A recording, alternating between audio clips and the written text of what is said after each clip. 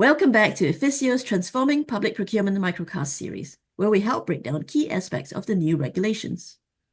We're getting closer and closer to go live with the new Act, and today I'm joined by Lucie Le Faou, one of our public sector consultants at Efficio, to discuss key performance indicators under the new regime. As we've discussed in previous episodes, there will be a need to track and publish KPIs. So Lucie, what does the Act say specifically about this? Hi, Yehui. Great to be on this series.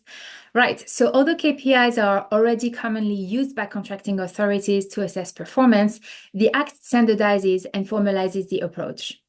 The Act states that before entering a contract worth more than £5 million, the authority must set and publish at least 3 KPIs.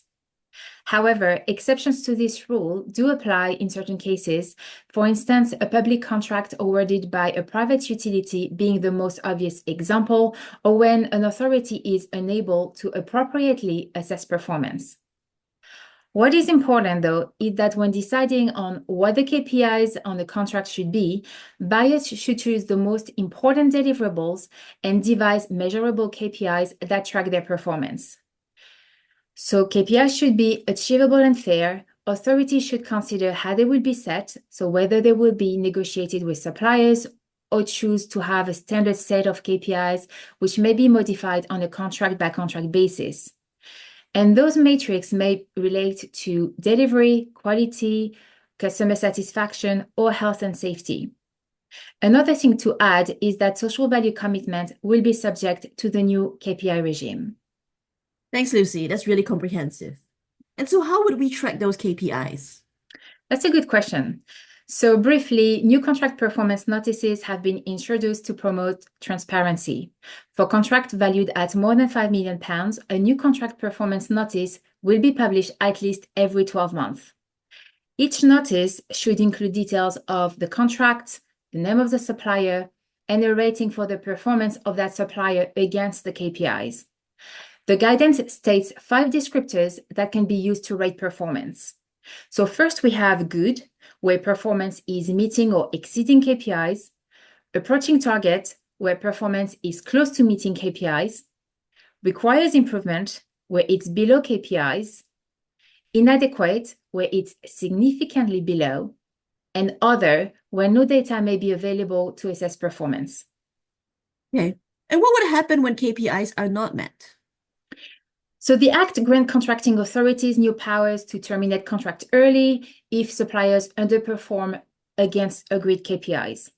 In such instances, a contract performance notice may be published by the contracting authority detailing the underperformance, any steps taken by the supplier to attempt to mitigate, and why the steps taken were not enough.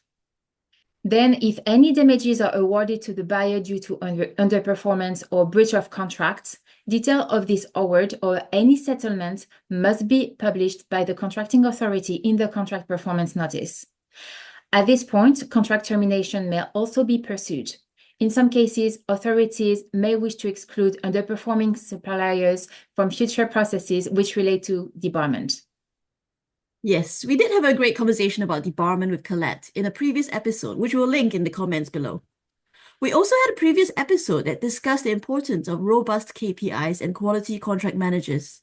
The impact on time and effort from contract authorities is going to be significant. Absolutely. And whether public sector buyers have the personnel and resources required to effectively track KPI performance across all high contract values will be a key challenge. Even local authorities who have greater resource constraints may often have at least 20 high-value contracts running at once, which is at least 60 individual KPIs that need to be accurately measured and reported. Thanks, Lucie. The introduction of republishing KPIs under the Procurement Act is a really exciting one to think about. I hope you enjoyed today's microcast. Please do post any thoughts or questions in the chat, and get in touch with Lucie or myself for any future topics you might want to hear about. We will see you next week.